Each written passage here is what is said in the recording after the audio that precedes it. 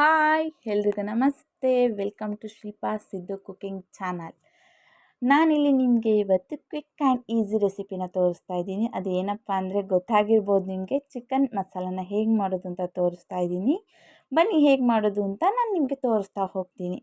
ನಾನಿಲ್ಲಿ ಮೊದಲಿಗೆ ಒಂದು ಪ್ಯಾನ್ ತೊಗೊಂಡು ಅದಕ್ಕೆ ಆಯಿಲನ್ನು ಹಾಕ್ಕೊಂಡಿದ್ದೀನಿ. ಆಯಿಲ್ ಕೂಡ ಕಾದಿದೆ. ನಂತರ ಮಸಾಲ ಸ್ಪೈಸಸ್ನ ಹಾಕಿದ್ದೀನಿ. ಮಸಾಲ ಸ್ಪೈಸಸ್ ಸ್ವಲ್ಪ ಎಣ್ಣೆಯಲ್ಲಿ ರೋಸ್ಟ್ ಮಾಡ್ಕೊಂಡ ನಂತರ ನಾನಿಲ್ಲಿ ಹೆಚ್ಚಿಟ್ಕೊಂಡಿರತಕ್ಕಂಥ 2 ಈರುಳ್ಳಿನ ಹಾಕ್ಕೊಂಡಿದ್ದೀನಿ. ನಾನು ಸಣ್ಣದಾಗಿ ಹೆಚ್ಚಿಟ್ಕೊಂಡಿದ್ದೀನಿ ಈರುಳ್ಳಿನ. ಅದನ್ನು ಕೂಡ ಎಣ್ಣೆಯಲ್ಲಿ ನೀಟಾಗಿ ಎಲ್ಲ ಫ್ರೈ ಮಾಡ್ಕೊಳ್ಳೋಣ. ನೋಡಿ, ಈ ರೀತಿ ಫ್ರೈ ಮಾಡ್ಕೊಂಡ ನಂತರ ನಾನಿಲ್ಲಿ ಶುಂಠಿ ಬೆಳ್ಳುಳ್ಳಿನ 4 ಸ್ಪೂನಷ್ಟು ಶುಂಠಿ ಬೆಳ್ಳುಳ್ಳಿ ಪೇಸ್ಟನ್ನು ಹಾಕ್ತಾಯಿದ್ದೀನಿ. ನಾನಿಲ್ಲಿ ಒಂದು 3/4 kg ಚಿಕನ್ ಮಾಡೋದ್ರಿಂದ ಇಷ್ಟು ಪೇಸ್ಟನ್ನು ಹಾಕ್ಕೊಂಡಿದ್ದೀನಿ. ನೀವು ಎಷ್ಟು ಚೆನ್ನಾಗಿ ಮಾಡ್ತೀರೋ ಅದ್ರ ಮೇಲೆ ಪೇಸ್ಟನ್ನು ಹಾಕ್ಕೋಬೋದು. ಶುಂಠಿ ಬೆಳ್ಳುಳ್ಳಿದು ಕೂಡ ಹಸಿ ವಾಸನೆ ಹೋಗೋ ತನಕ ಎಣ್ಣೆಯಲ್ಲಿ ನೀಟಾಗಿ ಫ್ರೈ ಮಾಡ್ಕೊಳ್ಳೋಣ.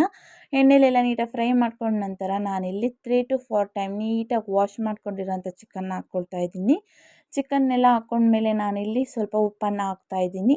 ಉಪ್ಪನ್ನು ಈಗಲೇ ಹಾಕೋದ್ರಿಂದ ಚಿಕನ್ಗೆ ಉಪ್ಪಿನಂಶ ಚೆನ್ನಾಗಿ ಇಟ್ಕೊಳ್ತದೆ, ಇಲ್ಲ ಸಪ್ಪೆ ಸಪ್ಪೆ ಬಂದುಬಿಡ್ತದೆ ಚಿಕನ್ನು. ಹಾಗಾಗಿ ಎಲ್ಲ ಚೆನ್ನಾಗಿ ಹಾಕ್ಬಿಟ್ಟು ಮಿಕ್ಸ್ ಮಾಡ್ಕೊಳ್ಳೋಣ. ಚಿಕನ್ ಸ್ವಲ್ಪ ನೀರಿನಂಶ ಬಿಟ್ಟಿದೆ ಅಲ್ವಾ, ಇವಾಗ ಅಡುಗೆ ಅರಿಶಿನ ಹಾಕ್ತಾಯಿದ್ದೀನಿ.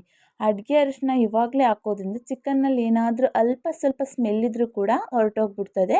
ಹಾಗೆ ಅರಿಶಿನ ಹಾಕ್ಬಿಟ್ಟು ಎಲ್ಲ ಚೆನ್ನಾಗಿ ಮಿಕ್ಸ್ ಮಾಡಿಕೊಂಡು, ಈಗ ಇನ್ನೂ ಸ್ವಲ್ಪ ಜಾಸ್ತಿ ನೀರಿನಂಶ ಬಿಟ್ಟಿದೆ ಅಲ್ವಾ, ಇವಾಗ ನಾನಿಲ್ಲಿ 2 ಟೇಬಲ್ ಸ್ಪೂನಷ್ಟು ಧನಿಯಾದ ಪುಡಿನ ಹಾಕ್ಕೊಳ್ತಾ ಇದ್ದೀನಿ. ಅದರ ಹಾಫ್ ಈಕ್ವಲಷ್ಟು 1 ಸ್ಪೂನಷ್ಟು ಖಾರದ ಪುಡಿನೂ ಕೂಡ ಹಾಕ್ಕೊಂಡಿದ್ದೀನಿ.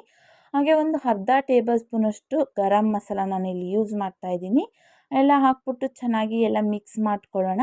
ಮಸಾಲೆ ಎಲ್ಲ ಚಿಕನ್ನಿಗೆ ಹತ್ತಬೇಕು, ಆ ರೀತಿ ಚೆನ್ನಾಗಿ ಎಲ್ಲ ಮಿಕ್ಸ್ ಮಾಡ್ಕೊಳ್ಳೋಣ. ಚಿಕನ್ನಿಗೆ ಮಸಾಲೆ ಎಲ್ಲ ಚೆನ್ನಾಗಿ ಹತ್ತಿರೆ ಮಾತ್ರ ತಿನ್ನೋದಕ್ಕೆ ಚೆಂದ. ಅದರಲ್ಲೂ ಬಾಯ್ಲರಲ್ಲಿ ಸಪ್ಪೆ ಸಪ್ಪೆ ಹೊಡೆದ್ಬಿಡ್ತದೆ. ನಂತರ ನೋಡಿ, ಚಿಕನ್ ಎಲ್ಲ ಈ ರೀತಿ ನೀಟಾಗಿ ಬೆಂದಿದೆ ಅಲ್ವಾ, ಇವಾಗ ಇದ್ರ ಮೇಲ್ಗಡೆ ನಾನು ಟೊಮೊಟೊ ಹಾಕ್ತಾಯಿದ್ದೀನಿ. ಏನಪ್ಪ ಇದು ಇವಾಗ ಟೊಮೊಟೊ ಹಾಕ್ತಾಯಿದ್ದಾರೆ ಅನ್ಕೋಬೇಡಿ, ಈ ಚಿಕನ್ ಮಸಾಲದ ಸ್ಪೆಷಾಲಿಟಿನೇ ಹೀಗೆ. ಚಿಕನ್ ಪೂರ್ತಿಯಾಗಿ ಬೆಂದ ಮೇಲೆ ಟೊಮೊಟೊನ ಹಾಕ್ಬಿಟ್ಟು ಚೆನ್ನಾಗಿ ಮಿಕ್ಸ್ ಮಾಡಿಬಿಟ್ಟು ಇದನ್ನು ಮುಚ್ಚಿಬಿಟ್ಟು ಅದು 10 ನಿಮಿಷಗಳ ಕಾಲ ಲೋ ಫ್ಲೇಮಲ್ಲಿ ಬೇಯಿಸ್ಕೋಬೇಕು.